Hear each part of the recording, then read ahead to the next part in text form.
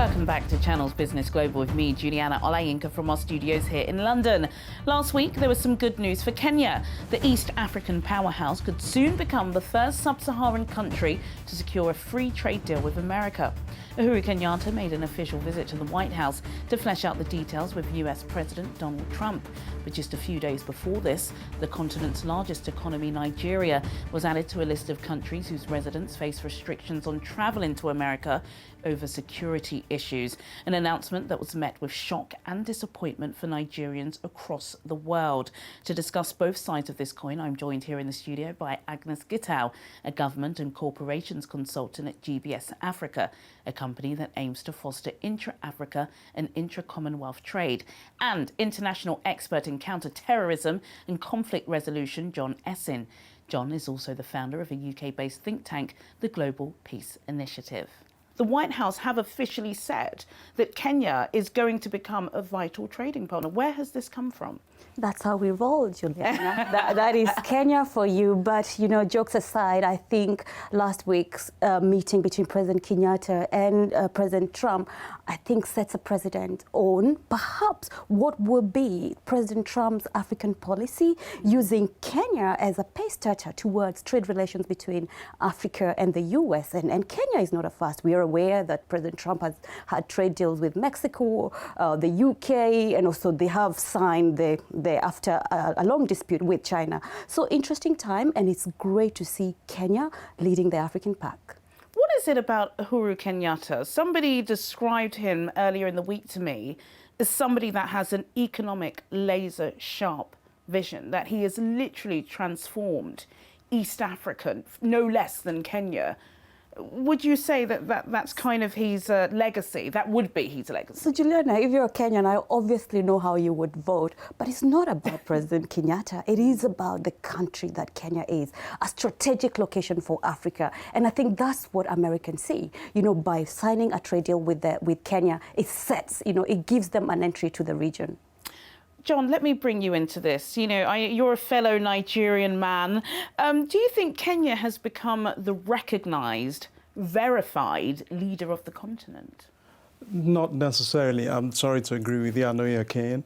But if you look back at the trajectory in the context of commerce, of US relationship with Africa, you'll find that there's only been one agreement that has ever been signed, and that was in Morocco in 2004. The one we are referring to about Kenya has not been signed yet. But I think that beyond, and if you check as well, as at 2018, the figures for trade, for back and forth trade between Kenya and the US was just $1 billion, which is not a lot. As well as on the index for relationships between countries that trade with America, Kenya lies at 90. Okay, so then why Kenya? Then why Kenya? 90, yeah. What was it about Kenyatta in Kenya that Trump said this is going to be the African country? Could it be their relationship with China? Look, and President Kenyatta was very, very clear in saying that we don't have to choose. Africa does not have to choose between China, America, or the EU. Certainly not. But you are absolutely right, John, in saying that our trade relations with the US is pretty low at $1 billion, with a surplus for Kenya at $280 million. So suddenly, American businesses are looking for opportunities. They're looking for markets for their products. It's not about Kenya. It's about growing jobs for Americans corporates so they can access our market. And remember, this is just a conversation. There hasn't been an agreement yet, and it's just looking... Well, the agreement's coming, Agnes. We don't know yet. And this is the third meeting that they have had. The conversation started back in 2018, yes. And this is just the third meeting, but also a clear indication between, when you see two president minutes, a clear indication that this deal almost is a done deal. Of course, it has to go through Congress, and I think there is a support from both the Democrats and the Republicans. But we should be excited for an American president who didn't have an African policy. I think as African, we need not see it as a Kenya-US trade relation. We need to start looking at it as a Africa-US relation. We should definitely see it as an Africa-US thing. The Secretary of State, Mike Pompeo, he'll be in Africa next week. He'll be visiting several countries, not Nigeria. I've got to mention Nigeria because in the same week that we saw Trump and Kenyatta, you know, strolling through the White House, we were embarrassed, Nigerians across the world, because Nigeria was placed on the immigration banning list of countries where there's certain individuals they don't want in. John, that caused widespread condemnation, and most Nigerians were embarrassed. What was your reaction to this? I wasn't particularly surprised, because the relationship between America and this government, this President Buhari government, hasn't been that. It hasn't been encouraging. Really? And there are several reasons for that. There was an article that came out by the Institute of Strategic Studies recently that pointed out that Nigeria's security policies are very poor, as is the government, and that actually the military in Nigeria have turned into conflict entrepreneurs who appropriate monies that are meant to buy equipment for the military and for their training, and they're pocketing them. So this deal with Kenya is not so much about, it's more strategic than it's commercial. I'm sure you know that. Let me read this statement which the White House released, saying basically the government is slamming immigrant visa ban on Nigeria for failing to provide information necessary to comply with basic national security requirements, including sharing terrorist, criminal or other identity information. I'm sure you were shocked, as we were. I was, and knowing that only, is it late last year, when Dangote said he was trying to focus more on investing in the U.S., setting up operation in the U.S. So it's like, wait a minute, you can't do that for a country that is pushing its corporate into the U.S. market. But of course, there are security concerns, and America's first priority is to protect its citizens. And I think what I can say is Nigeria needs to put its house in order.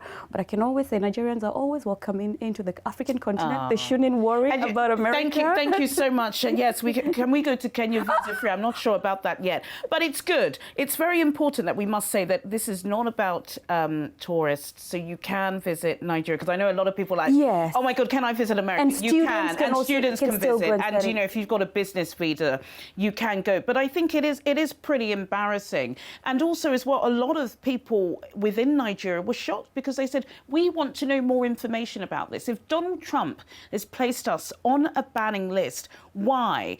Do you think there's a failure, John, in trickling this information through? Because some people still don't understand what exactly has gone wrong. I think if you look at Nigeria's security situation, it's fairly obvious. Because for one, the Fulani herdsmen have since been designated as a terrorist group by America, but Nigeria has refused to designate it as a terrorist group. And why Kenya is a preference for America, they have a military base in Djibouti, which is very close to Djibouti, which is very close to Kenya. And they have a military capacity to protect their interests, their national interest in that region. And Djibouti lies just by the east, but just by the south of the Red Sea, and across and it has access to the Persian Gulf as well. So from that strategic position, America can actually monitor its interests, both on the Horn of Africa. What about Nigeria? Nigeria being the most populous nation in the continent. Nigerians in America, they sent home more than $6.2 billion worth of remittances. Nigerians, you read those success stories about Nigerian medical doctors, FTSE, well, not FTSE CEOs, but CEOs on Wall Street. There are so many of them. They're certainly contributing to the American economy, aren't they, and the best of America? Absolutely, and to the Nigerian's economy. So, you know, we shouldn't really worry. And also, it's a pity to see African countries making the list on the ban list on Trump. And what does that mean for us? It means let us put our houses in order. Let's get the security right at home. Then we're welcome to go, everyone. You're absolutely right. I think then the Nigerian Americans need to put pressure on President Buhari's pushing for ensuring that there's security of people, but also security of investment, because ultimately that's what President Trump is worried about. But I think going forward, and I keep stressing it, it is not even about other countries, it's about the security of the Nigerian people. Because if Nigerian people are secure, then I guess everybody else would be. Sadly, that's all we have time for today, but do get in touch with your comments and suggestions. I'll see you at the same time next week for more in-depth business analysis on Channels Business Global. Goodbye.